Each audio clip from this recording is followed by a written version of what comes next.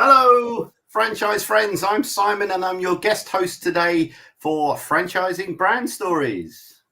And I'm Lisa Stead. I'm the Chief Operating Officer for Stagecoach Performing Arts. Fantastic, Lisa. Thank you very much indeed for joining us.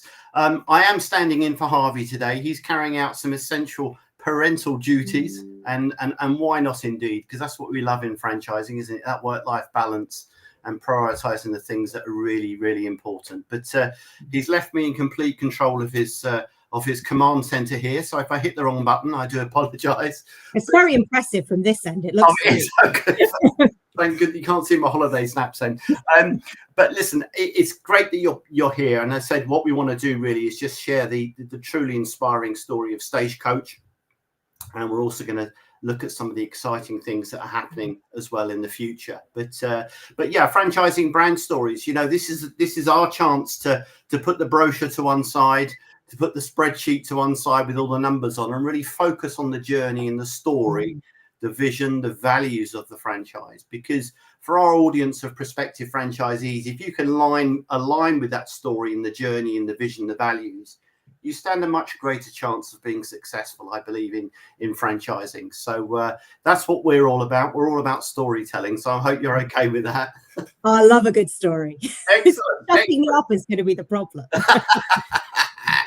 Okay. Well, look, let's dive straight in for a starter for 10. And this may be a stupid question, but I mean, take it as you see it. But what is Stagecoach? What do you do at Stagecoach? So Stagecoach is not the bus company, despite anybody calling in and saying, my bus hasn't arrived, where is it, to our customer service in head office. It is Stagecoach Performing Arts.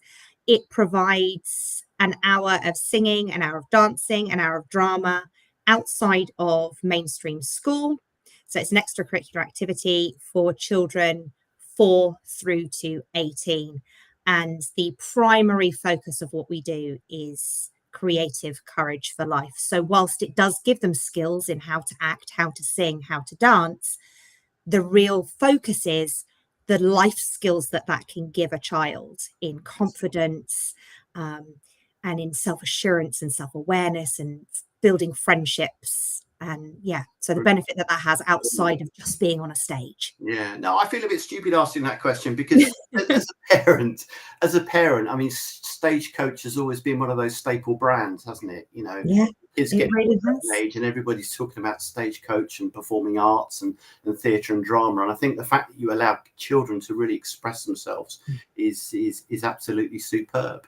Yeah, I think it's a massive part of where I am now. I was a Stagecoach student when I was 11. So my Stagecoach story started right back when I was 11 years old, and I did it for 5-6 years. Brilliant. And was it with that passion and enthusiasm for the arts that took you back into Stagecoach later on in your life?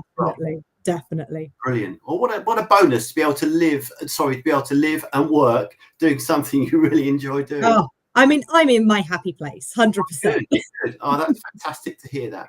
Okay. Well, look, this chapter 1 is all about setting the scene, really, for telling people a bit more about the whole Stagecoach setup and everything else. So, so where are you at? Where are you at today in terms of UK franchise? I know you're a global brand. I mean, Stagecoach is a global brand. Yeah. I mean, our audience primarily here are people that are looking to maybe start their own business in the UK. So, where are you at today in terms of the UK?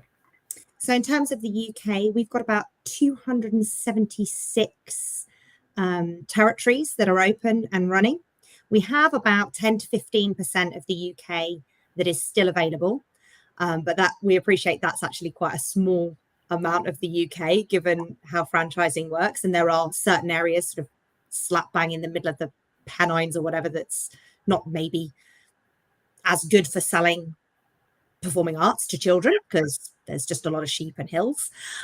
So we are limited, I think, on some of the territories that we've got available, but we've still got some great areas available to sell it into. We have 350 territories globally. So the global expansion is something that is very much high on our priority list, but ensuring that in doing that, we don't forget that the UK is where we started. Yes. Over 35 years ago now, I think 37 maybe. We were bought out by another company called Encore a good few years ago. And then back in 2018, were bought out by a company called Trafalgar Entertainment, who are a theatre-based company and are run by theatre royalty, basically. So, Sir Howard and Dame Rosemary are genuinely seen as theatre royalty. So for them, this was adding something into their portfolio that, yes, was a very good commercial decision, but also was about giving back and ensuring that performing arts really can be accessed by all ages. Yes. And across as much of the world as possible. So I love that they could align, impresarios in theatre, but they could align with what Stagecoach were doing, and it was very much the value, the shared values and vision that brought everybody together under that sort of umbrella. So Trafalgar is the parent company then. It's the parent company, yes, and that's the private equity investors have invested into Trafalgar Entertainment. They own theatres across the UK. They own ticketing services. They have a production company. They own cinemas. So all linked in with that great performing arts background. But that gives an amazing legacy for the children and the students and the parents and the teachers and the principals and franchisees to dial into as well. There are venues right on their doorstep that are within our company that they have access to. It gives them opportunities that perhaps they wouldn't have had when it was just founder, owner, operated.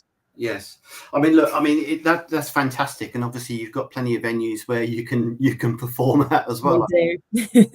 That's really interesting. I think what I'd like to explore is maybe just some of the, where did it all begin to, it began for Trafalgar with the acquisition of Stagecoach, and they could see a lot of, as we've already said, aligned values and opportunities. How did that all come about? What was the backstory behind that? So I think prior to Trafalgar owning the company, it was owned by a company called Encore. They were the people who bought from the founder operator who established way back in the 80s.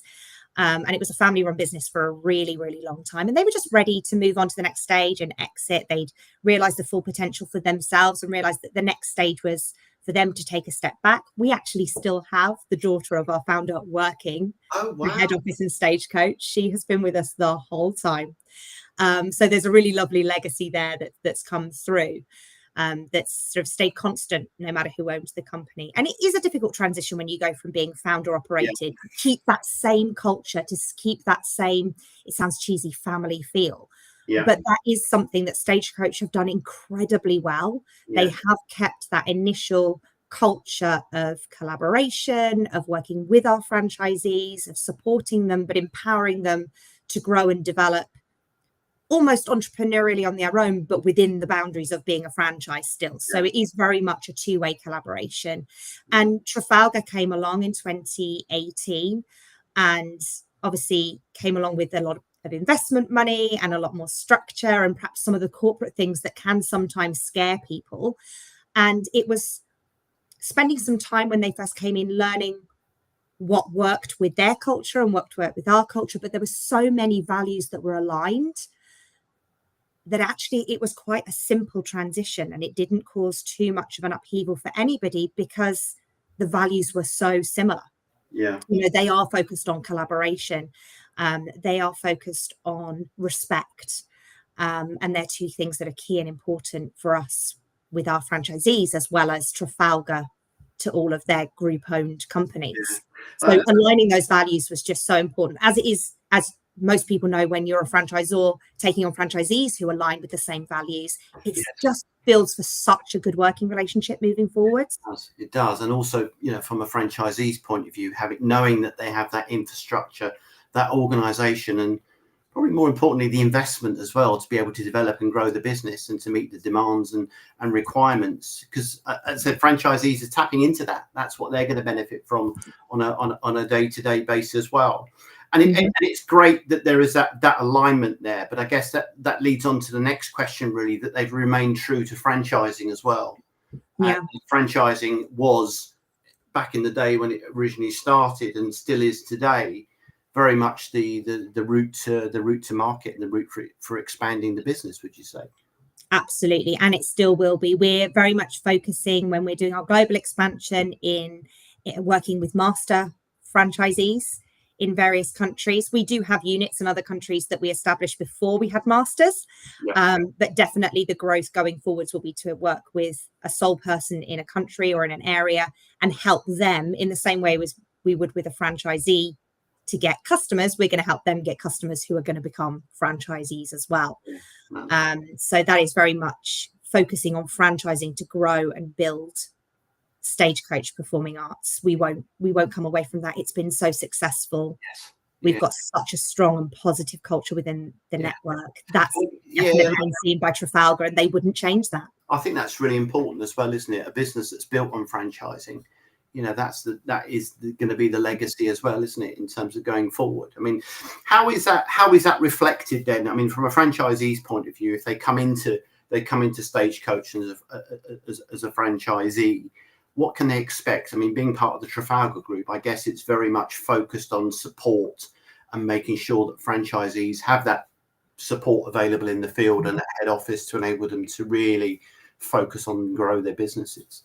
Yeah, we have a phenomenal training program, and actually it's something that we evolve all the time. So we don't go, hey, this was great 10 years ago and we're going to keep on with it. We're actually doing a massive overhaul and review now, just to make sure that we're always, one of the values of Trafalgar is excellence, and we've very much taken that on board. It's like, it's not just okay to be good. I don't know if people have read the book Good to Great, but we definitely want to be not just sat at good. We want to be great. We want to be excellent. And we always want to be at the very top of our field, which we are within Stagecoach Performing Arts. And we want to retain that. We meant to make sure that we are sector leaders in what we're doing in children's education. And so remaining ahead of the curve on those things is really important for us. So we're currently reviewing our teacher training program to ensure that we give the very, very best support to the teachers, who are the ones delivering, to our principals, who are the franchisees, who run the day-to-day business operations and manage those teachers, but also providing experiences to our students that perhaps even in franchising they wouldn't have had access to. So for example, because of the size that we are and because we have the relationship with Trafalgar Entertainment, we have access to industry professionals that we can run masterclasses, and Stagecoach head office will run the masterclasses that the franchisees can then send their students to, with people that perhaps they wouldn't be able to afford to access, and those people wouldn't go to their areas. But we can run masterclasses all across the country that get them to tap into industry experts that they wouldn't have had access to before, and performances in theatres that they wouldn't have had access to. So we have frequent performances in the West End. We take our children to Disney in Paris, and that's a regular thing that happens a couple of times a year. We're looking to add more dates to do that because it's insanely popular, and they get to perform on stage with pros, which is something that a lot of people would not have access to if they were doing it on their own without the franchise support network, or even if the franchise support network wasn't big enough to be able to warrant doing it. Yeah, it's true. It's like people say, look, why should I choose a franchise when I can do it myself? And in the last couple of minutes, you've just given us every single reason why. It just gives you gives you such a head start, doesn't it? You can really capitalize on all those years of not just, you know, experience and reputation, but investment as well. And that's a fantastic opportunity for anybody looking to start a business, particularly maybe in later life when you think, you know, maybe I've left it too late to be a real entrepreneur and start something up myself. It's never too late, is it? It's never too late. No, it's never too late. And I think for this, with us, if you have got, it actually genuinely doesn't matter what your experience is. If you have the passion for children and you want to make a difference in people's lives, you don't need to have been a teacher. You don't need to have been an entrepreneur. You don't need to have run your own business. You need to have the passion for empowering and changing children's lives. Yeah. I mean, if you don't like children, our franchise probably isn't for you. Got to be honest. But as long as you like kids and you want to empower and encourage and leave a legacy, then this is absolutely something. The support structure is so good. And it's not just good at the beginning. We have an amazing 12-month program, but we also have what we call an enterprise business. It's not a training course, but almost like a support group. So we get the guys together who have got multiple territories, who have been with us for 5, 10, 15, 20. We've got people who've been with us for 30 years. And I know, it's insane. I must admit, coming into this franchise, I was so surprised to see that we had franchisees that had been 20, 25, 30 years plus within the network. A typical a typical franchise agreement is what, 5 years, and then they 5 years with a right to renew for another 5 years on similar. So some of them are renewed five times. Yeah, I mean, and that again, that's testament, isn't it? You know, and if Harvey was here, he'd be saying exactly the same thing. The secret to good franchising is happy, successful franchisees. And I think a real indicator, a litmus test for that is the renewals, and the fact you've got people in the business that have renewed. And it definitely does get harder when you've got 300 people to please, because I'm 300 people all have 300 different opinions on how things should be. And as a franchisor, that is always a challenge that everyone expects. It's diplomacy as well, isn't it? I think. You know, you can't afford to ignore the franchisees, because they're the people at the sharp end, if you like. They're the ones at the customer interface. I know as good franchisors, you listen to your franchisees, you get feedback, and you work with them in terms of new initiatives. I mean, look, I don't want to go back there too far, but I mean, COVID must have been a particularly difficult time with the pandemic and how the business was operating. I don't think you could have got through that without that close level of communication between. It was amazing, and the level of support that came from the franchisees and the parents and the children, because everyone wanted it to continue. And so everyone had this one overarching vision of, we cannot abandon our students and leave them just out there on their own.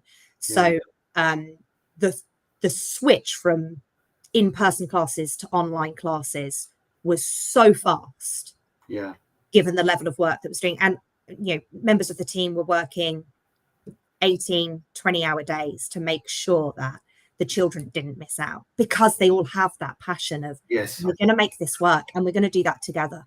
And I guess that's the essence of why we do this show as well, because we want people to tune into the vision, the values. Like I said, we put the brochure and the numbers to one side, and it's more about the people in the business and tuning into that and sharing that ethos. And we revisit this now, but I mean, the type of people. So typically, what type of people are drawn to want to run a Stagecoach franchise then? So I think it is. We do have a very large amount of women. Right.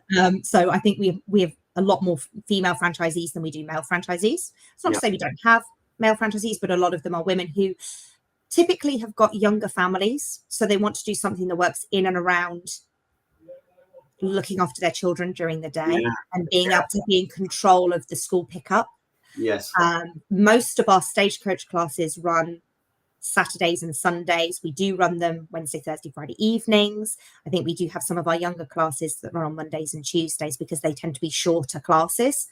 But when it's a 3-hour class, you don't tend to get somebody coming to a 3-hour class maybe on a Tuesday quite so much as you would. There are still some out there who do, and they're very popular, but it tends to not be the standard model. And that works really well when you've got a family where one partner is working during the day and then somebody else can work at the weekends, and childcare. It works really beautifully alongside that. So we do see a lot of female franchisees. We do see a lot of people who start it maybe as a part-time business and very quickly transition from it being part-time into full-time. So it's almost like they can run it alongside, and then it's less of a leap.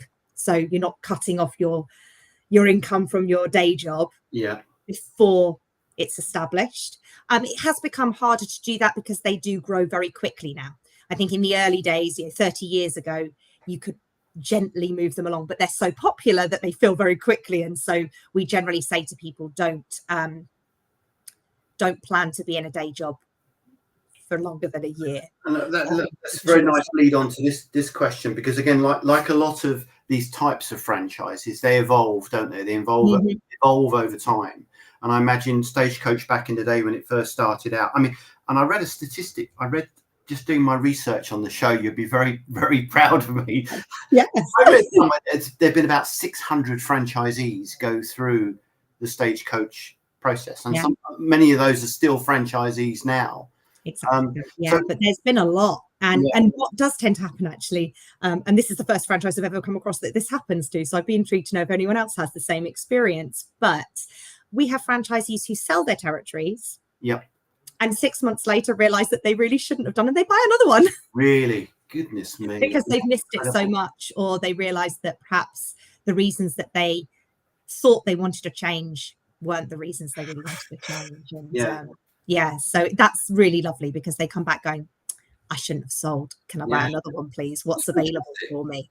Which is really lovely. But I think favourite car, isn't it? And then regretting it. Yeah. The biggest evolution for us has been, certainly in the last 5 years, we've seen a shift in people by multi-territories. So we have a much larger percentage of our franchisees now have multi-territories. Yeah. We have a lot more who are planning to buy another territory. We have, I would say, between 25 and 30 at a minimum resales a year. So we've always got people who are selling, and they are selling for a significant sum now. So in the early days, that was something where they passed between hands, and franchisees would buy a neighbouring territory, and it would be more than a greenfield cost, but not a lot more. Yes. We've got significant six-figure sums that they're selling for now, which is really unique within the children's sector. I think often people think that children's sector don't make a lot of money and they're just a hobby or they're just a sideline. And that just isn't my experience at all. There are a lot of very, very professional, very business-minded people now. Yes. And having to get serious investment money from the banks. Yeah. Great things from HSBC and NatWest. Thank you very much for the support that they do for our franchisees coming in. They recognise a good business when they see it, don't they? So just wheeling it back a bit. So the franchisees, do any of them own their own premises, or is it all done within schools? They all do within schools. A couple of them I think would like to. I think there's a sense of, especially the performing artsy ones of us, I'm one of these, I want to own a theatre at some point in my life. Yeah. And I think some of them do want that. They'd love the idea of having a theatre and having studios, but actually the model doesn't need that and isn't based on that. It is much better tailored when you go into schools, because you've also got a target market right there. Yeah, absolutely. Church venues, community centres, things like that. That's where it works best. And do you help them? I think if I'm a new franchisee coming in, obviously, and that's part of the support process they get when they first start, is it to identify suitable premises and locations? And we are really strict on the venues that you can use. Okay. It's not just having an okay space. So the key thing for us is child safeguarding. Yes. It has to be. I know people will have seen in the news the things that have happened this year. Last year now, isn't it? Yeah. January. I'm in January. Okay. Yeah. That really do say that how important picking the right venue and the right procedures to protect our children is. And we have a 24/7 support helpline when it comes to safeguarding. But from that, our safeguarding officer has outlined key criteria, and we have to check every single venue to make sure that there aren't shared toilets with adults. There are separate rooms for the separate classes, that the front doors, once the children in, can be locked, but they're safe to get out if there's a fire, things that, and other things that you maybe wouldn't even think about, but that are absolutely important to make sure that the children's safety is absolutely paramount.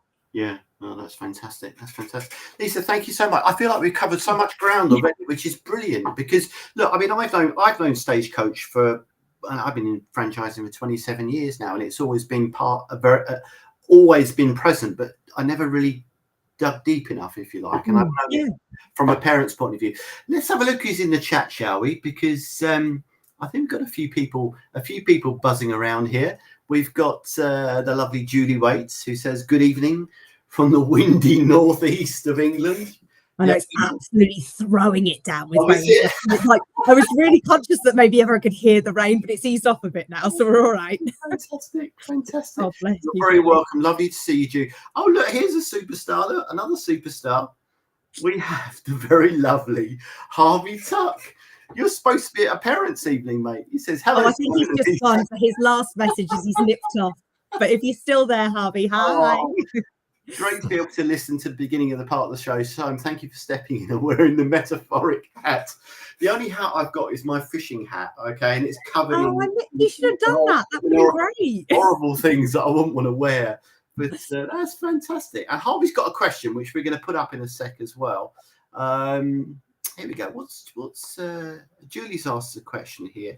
Does the franchisee support structure change as their individual businesses grow and mature? That's a brilliant question, because franchisees, as we both know, will move along that sort of franchisee life cycle, won't there? And their life cycle and what they need in terms of support will differ. I mean, it's always going to be a constant, because that's what franchising is all about. But how would you address that one?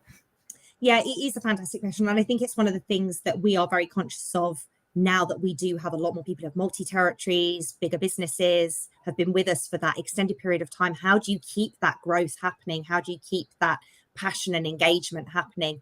And we have tailored our support towards multi-business territories and multi-territories. We've increased the support in terms of business consultants.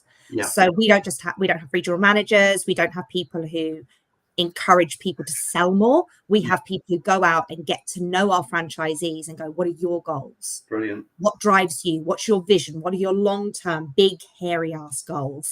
And we tailor then that support to where they want to be, to their exit plan. I mean, we talk about exit plan when people buy a franchise. So it's part of their business plan. They have to tell us when they want to leave. I mean, they don't generally leave when they tell us they want to leave, but at least we're building towards what they want and the value that they want for their business. So it becomes more tailored as people stay with us longer and as people grow their businesses bigger. And we rely on them telling us what they need. But we have that open dialogue that says people don't just go off into the ether and we forget that they're there. There is that open communication. We've just had a franchisee hit 1,000 students in their one territory, which is just fantastic. And we still have regular meetings with her. She is amazing at what she does, but we're still talking about, okay, what's next? How can we help with the future? How can we help you develop and grow? And so our business consultants very much work alongside, so they don't have to go anywhere else to get a business coach or a life coach or a business consultant. They get that through us. That's fantastic. So really, it's very up to date modern thinking, isn't it, about franchisee support? Because again, and I'm sure you resonate with this, when I first joined the industry, the support you got wasn't business support. It was about making sure you had the right bog roll and making sure you had the right, the plant pots or whatever. It was very much focused on compliance, wasn't it? Compliance. And we definitely still do that in those early years. That's what it's about. Let's get you in the box that you need to be in, and then let's learn how to color it. Let's learn how to add all the extras in. And we very much spread our training out rather than it all happening at the front end, because let's be honest, you get overwhelmed as a new franchisee that's just come in. All the information that you have to take on board, especially when it's in the children's sector, and you've also got the health and safety and the child safeguarding and the insurances, and they're really, really important things. And sometimes how to manage a cash flow or a P&L might fall by the wayside slightly. And actually, I get that, and I think that's kind of right. But 6 months in, before we hit that first tax year or VAT threshold or first time in checking your cash flows, we then check back in and we make sure that support's there, and we continue that through beyond 10, 20 years. I mean, and that's really the litmus test again. I'll use that phrase again, but it really is. If people are looking at choosing a franchise, it's one of the questions they should be asking. Tell me about the support that's in place for me as a franchisee. Because that is the most important thing. You take away the support element from franchising, and you might as well be starting business on your own. That is the whole reason you go into it, is because of that initial support and ongoing support. And listen, that's fantastic. Now, my friend Harvey has very kindly offered and asked me a really good question, or asked us a really good question here. And I think it's important now because look, our audience is fantastic, and we since we've been running the show, we have attracted a bigger audience of people that are actually looking at starting a franchise, which is fantastic, because it says so much about what everybody's doing in the industry to really raise that profile of franchising.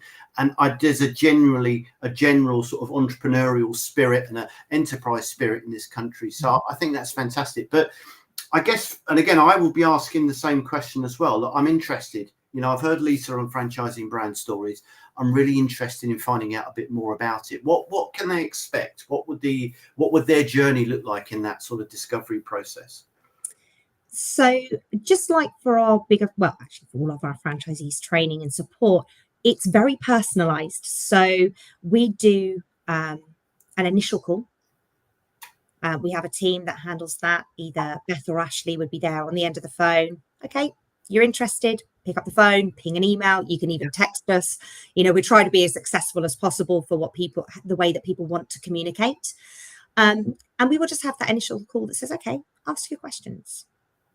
There's a little bit of screening that happens. We do still get people who maybe ring us who are based in a country that we don't have a master franchisee or any units and we haven't gone into yet. So if we got somebody who called from Africa and they said, I'm looking for a job, we know that we can't do that. So we use that initial call to sort of weed out the people that we know that we can't help at this stage. Yeah. And then we get them to book into a discovery call. And that discovery call is 1-to-1.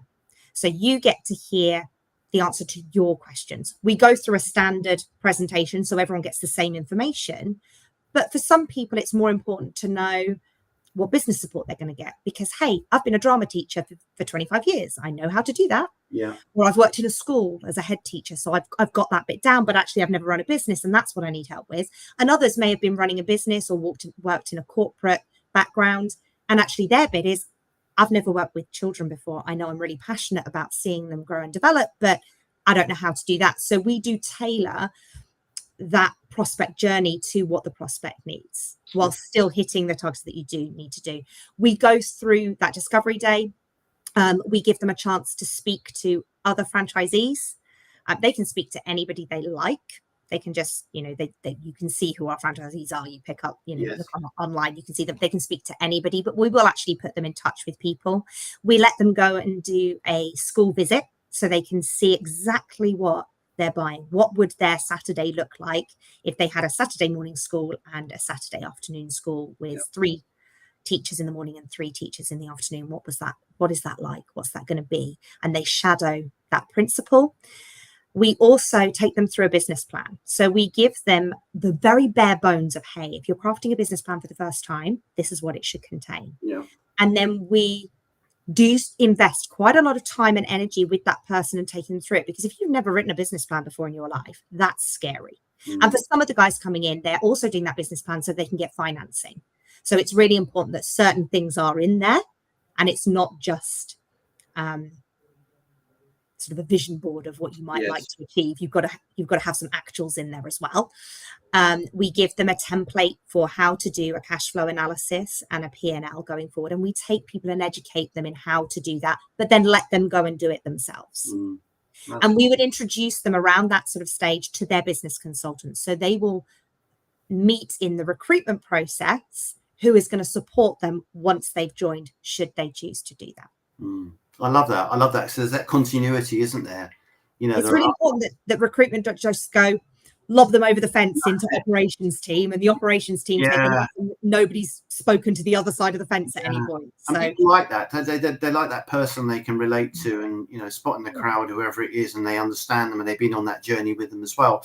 I think it brings me to a really interesting question here, and I know we're not going to go over what we've talked about, but presumably during this prospecting process, it's a two-way process. They get to learn about you, but you equally get to learn about them as well. And I'm sure as a franchise brand that's well respected and ethical, you probably turn away quite a few people as well as people on. But are there certain sort of real skills and experience that you look for that are fundamentally important?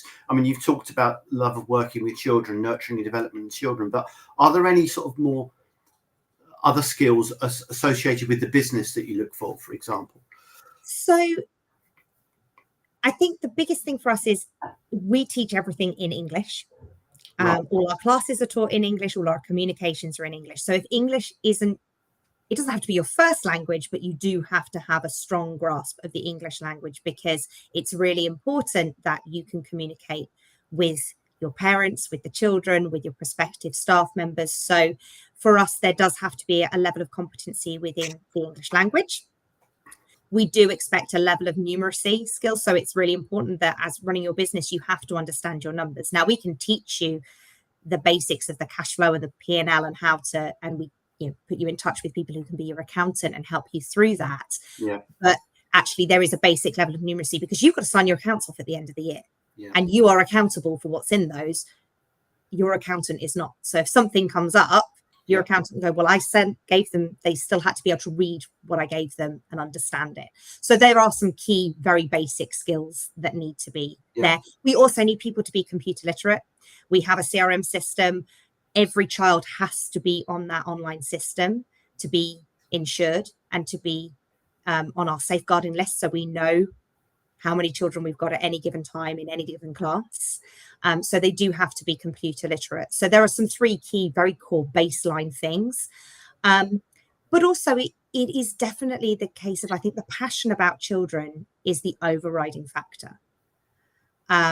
Because actually, if you don't have that, you're probably going to be miserable doing this job. Because there's, we all know running a business is really tough, whether you do it on your own or whether you do it as a franchise. It's less tough if you do it as a franchise. You're more likely to succeed, but it's still hard work. And no franchise model in the world is a turnkey solution or safe as houses. You have to put the effort in. You have to put the hard work in. And for me, a big red flag is someone coming through who thinks it's just going to be easy.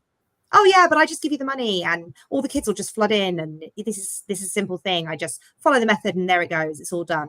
Yeah. Well, yes, you do. You follow the method, but you've got to put the legwork in, and it is hard work. Yeah. It's rewarding, but it's hard work. And what is that in terms of time scale? I mean, how long does that process take? As long as it's needed, presumably. It's as long as it's needed. Generally, it's not longer than 6 months. Yeah. But we do have some who take that a little bit longer. Especially, we have started looking for prospects at careers fairs. So when we're speaking to people at careers fairs, it's not just about talking to people about Stagecoach as an opportunity. It's talking to people about, have you even thought about running your own business? Yeah. And if you thought about running your own business, do you know what a franchise is? Yes. And then it's, okay, now you know what those 2 things are. Yeah. Now we'll introduce you to the brand. So those guys tend to be sort of 12 months to 18 months. So there is a longer lead time for those guys. And that's okay because you're taking them through more of a journey. Of course. And people dip in and dip out of their interest in franchising according to their life, don't they? Their life cycle. Yeah. And I think my record for franchise, we met somebody at an expo. This is a very fresh franchise I ever worked for. And 7 years later, wow, they bought the franchise. Would you believe it? 7 years. So that's my record so far. Yeah. Goodness me. Okay, Lisa, thank you very much indeed for that. I think so. I mean, we've talked a lot about the type of people that you're looking for, and the personality traits and the attributes. But I guess the thing that I'm really want to find out about is, what does a day in the life of a franchisee look like? Best day. Do you know what? It's really funny because a lot of people come in and expect that our franchisees, as principals of the school, are teaching. Right. So they're teaching drama, they're teaching singing, they're teaching dance. They don't teach at all. They manage the teachers. Right. So it is their job to be what we say is a supernumerary. So say, for example, so the dance, the drama and the singing run concurrently, and then they rotate. So you get 3 groups of children running simultaneously. Wow. And then they rotate and do, so they've all done all 3 classes by the end. And our principal is outside of that, and they facilitate the children moving from class to class. Yeah. Are that extra person in case something does happen to, children are accident prone. Sometimes something happens. And what we don't want is that principal then has to leave the room and leave those children on their own while they take somebody out who's maybe hurt themselves. Yep. So there has to be that person outside. Now, there are emergency situations when we know that the principal does sometimes have to step in and teach, but it's few and far between. Okay. And actually what they do is they manage the school. They act like a head teacher of a secondary school. They don't often teach. Right. They facilitate that happening. Right. And so they can focus on the marketing of their business, establishing relationships with parents. They have to be there first. They open up. They have to be there last. They lock up. So they're the first person on site, they're the last person on site, and they float between the classes to make sure that everything's running smoothly, make sure that everyone's happy, make sure that, some of them will say one of their biggest duties is making sure that the snack table is fully stocked. Very important for retention of your teachers. Keep the snack table stocked. That's important for retention of any team. But yeah, so that's very much what they do. But they spend a lot of their time building relationships and networking with teachers outside of their own teachers, with parents, with groups where parents are going to be, advertising, marketing, social media, creating content for that social media. We get a lot of general content that comes from head office. Yes. It keeps your social media going, but the personalized stuff, that's where it's real gold. That's what the parents want to see. Yeah, 100%. And if they do, I mean, if for a new principal, then if they need help in terms of recruiting teachers, I mean, that's part of what you do as a support team as well, I presume. Yeah, it is. And we will, we'll help them through interviewing. We'll give them the key things to look for. We give them job roles, job descriptions, and say, well, this is the kind of thing that's worked in the past. These are the key attributes that you're looking for in people. Always have a couple of backups and spares, because invariably if someone goes sick, they let you know at about 9:05 when the class is going to start at past. So you have to have your backups. But yeah, we help with all of that. And if we need to, we step in and actually we'll do some interviews with people if they're really nervous. That's not a problem either. That's brilliant. Really good support. And I think that, we talked earlier about how the franchise has evolved. I mean, that's a testament to that, isn't it? In the early days, I know they were very much owner operators, weren't they? Delivering the classes and doing everything else. And now it's really moved on. Would you call it a management franchise now? I think so. I mean, especially with the guys who've got more than one territory, because then you can't be in both places at once. That's not something that we're capable of doing yet. I don't know. In the future, you might be able to clone yourself, but right now we have to go with the fact we can't be cloned, and therefore they have general managers. So they would have people who come on what we call principal absence training, that says when the principal can't be on site, this person, we have said at Stagecoach, we're happy for them to take the place of the principal and run the principal duties. But again, that general manager, principal absence trained person cannot be teaching at the same time. So there's always that person who's removed from the day-to-day teaching who can manage the overall business. I think it runs like a well-oiled machine. It really does. It does, yeah. And all the teeny tiny cogs and the big fat cogs, it just doesn't run without all of them. So it doesn't matter how big or small you think you are in that machine, you're an essential part of that cog. Correct. And it really does go back to the whole sort of recruitment process, doesn't it, in terms of finding the marriage between those people that you want. And we do go with gut instinct. If you have a gut instinct that this just isn't going to work, I really encourage my team to listen to that. Yes. I don't encourage them to listen to the other way around. So, I really like that person, so of course they'll be great. It's not necessarily going to work like that, but I do encourage if that niggling doubt, I'm just not sure this is right for you. Or if they have that niggling doubt and we're having to work at it, I'm like, do you know what? You shouldn't have to work at it. It should be the right franchisee will just fit and it will just work. Correct. And that's the mark of good ethical franchising, isn't it? As we both know. Thank you very much indeed for that. Now, listen, we're going to move on to the last section of chapter 2, and this is Harvey's favourite question, his favourite section of the show, and I have to agree with him because we've both been lucky enough to work in franchising for many years, and as you and I both know, it changes lives. It changes lives at every different level. It's a fantastic industry to be in, but I guess for me, Stagecoach impacts lives on so many different levels. You've obviously got, most importantly, the children. And what Stagecoach does for the children. You've got the parents of those children, and you've got the franchisees as well, because they're in a biz.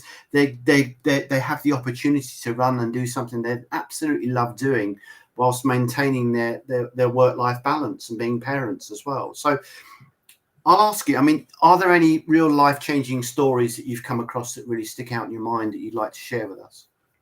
Yes. So I think I can probably give you a story for each of those, for the children, for the parents, and for the franchisee. And the most recent one is for the children. So at Christmas, I get to see lots of shows. It makes me very happy.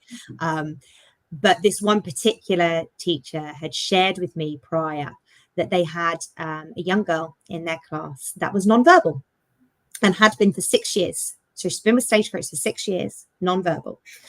And they'd done an end of year show, and they always do their end of year shows at Christmas. Some of them do them in June, but this particular principal does hers at Christmas, and always a Christmas theme. And in the first year, the child didn't even leave her parents' side. They sat in the audience. They didn't want to get on the stage. And bit by bit over the last 6 years, that child's moved a little bit closer to the stage, was sat on the side of the stage. Last year, had stood on stage and done a little dance routine with the rest of her class. And then this year, they gave her a line, and she'd started to be more verbal in classes and say certain phrases or certain things, but still not Little Miss Chatterbox, still not sort of engaging generally in conversation. Engaging with the classes, yes, but not with conversation. And was obviously very, very happy there. And they had a line for her in this Christmas production. And they were like, she's not really said it in rehearsals or anything like that. Came to the show on stage, this little girl just stepped forward, said her line, clear as a bell. Most of the audience had seen that little girl's journey because they've been parents, have been there for a long time as well. I looked around, I don't think I saw a single dry eye in the audience, because what a monumental thing for that girl to feel so safe and so confident.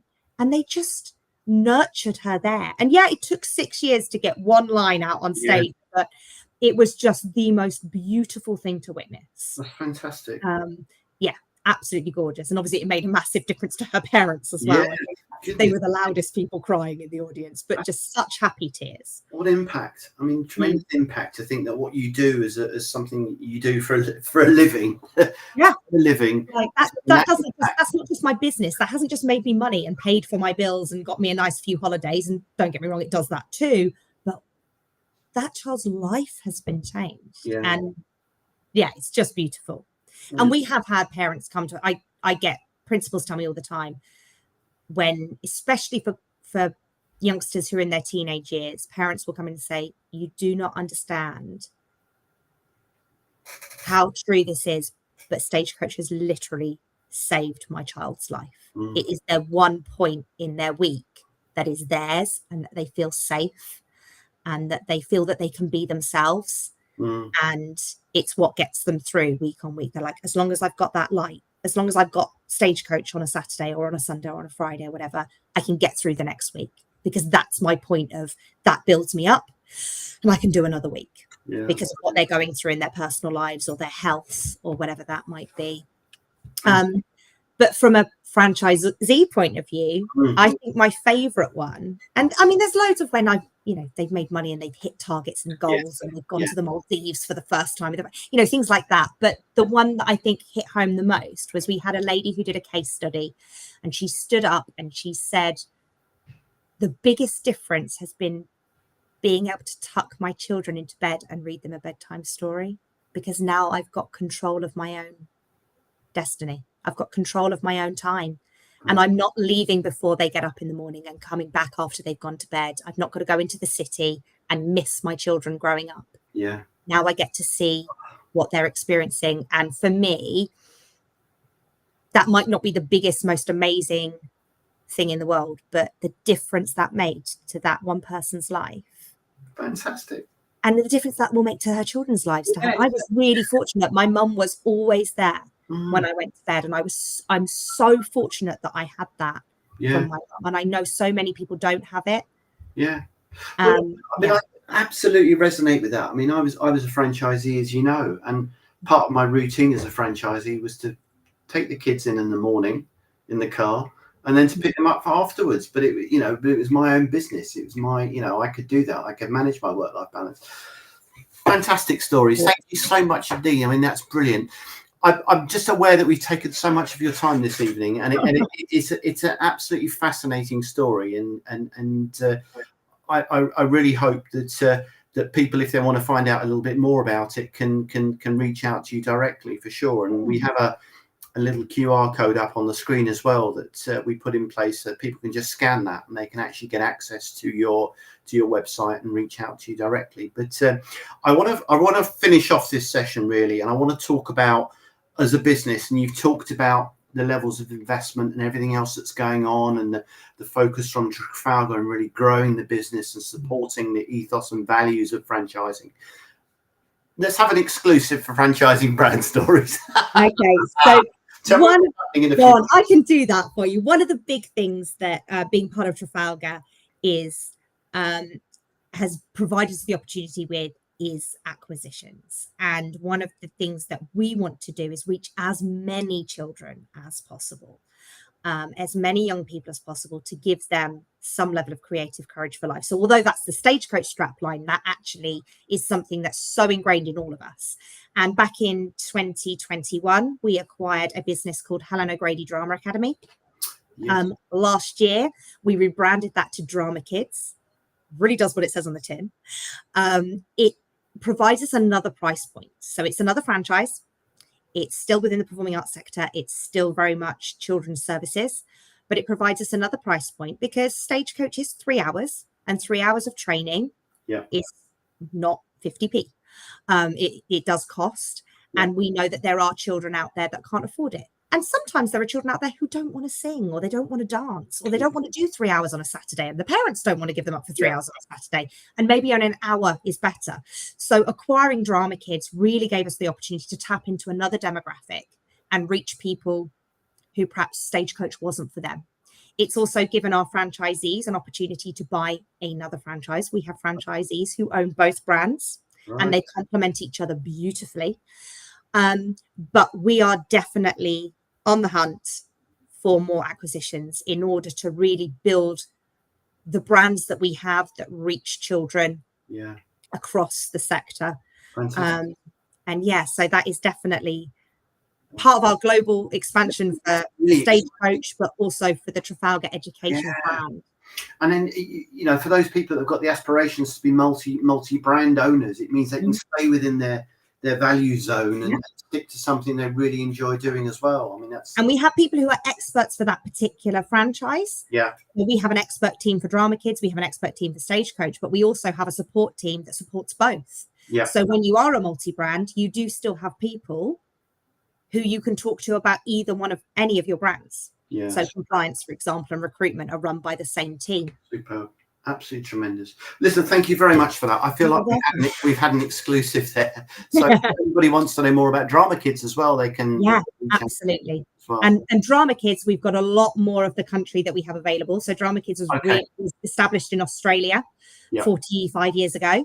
They have 60,000 students in India and Pakistan, for example. But over here, we still only have around 40 franchisees. So there's lots of territories available, and we're ready for a really strong UK expansion. We recruited 10 new franchises in the last 12 months. Wow. So really an opportunity to get in at the start of something which is going to grow and flourish and become the next. In the same way as Stagecoach, Fantastic. Lisa, listen, thank you so much indeed for your time. I'm sorry I've taken all your time this evening. Don't you worry at all. That's fine. It's such a great story. And as I said, a brand that I've known for so many years, but not really found out more about it. So thank you for that. And I really appreciate it. And as I said, if people want to scan the QR code, they can get a replay for sure. Or if you want to reach out to Lisa directly, I'm sure they can do that via LinkedIn or via LinkedIn, or you can come straight to my email. That's fine. It's lstead@trafalgar.global. Brilliant. That's nice. I'm happy for anyone to do that. Superb. Well, listen, I'm going to say goodbye to everybody now. Thank you very much indeed for joining us live. And if you're watching this in the future, it's been a fantastic show. And I just want to thank my guest, Lisa Stead from Trafalgar, Stagecoach and Drama Kids, of course, for coming on and sharing the inspiring franchising brand story. Next week, we are in the company of Pittman Training. We don't have Isaac Pittman himself, sadly, but we have Paul Lewis, who's the MD of Pittman Training. And on Tuesday next week, Harvey has a show called Franchise Mentorship. Very much in line with the mentoring and supporting and nurturing and developing that we talked earlier. But anyway, listen, if you have joined us live, thank you so much. Lisa, thank you once again. And have a lovely evening, everybody, and take care. See you again soon. All the best.